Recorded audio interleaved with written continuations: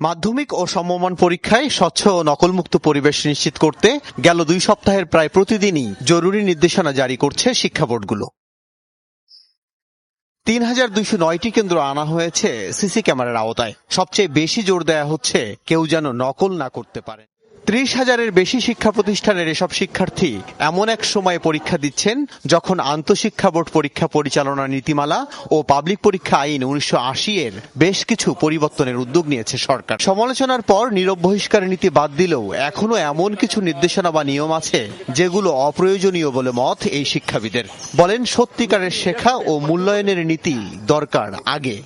শুধু নকল প্রতিরোধ নয়, কৃত্রিম বুদ্ধিমত্তার যুগে শিক্ষা ব্যবস্থা যুগোপযোগী করার উপর জোর দিচ্ছেন বিশেষজ্ঞরা। শিক্ষার্থীদের লার্নিংকে সহযোগিতা করবে, পাশাপাশি সত্যিকারের অ্যাসেসমেন্টটা হবে এমন নীতিমালাগুলোই রাখা দরকার, বাকিগুলো বাদ দিয়ে দেওয়া দরকার। তবে শিক্ষামন্ত্রী বলছেন, পরীক্ষার্থীদের ভয়ের কিছুই নেই। মঙ্গলবার নির্ভয়ে পরীক্ষা দেওয়ার আহ্বান তার।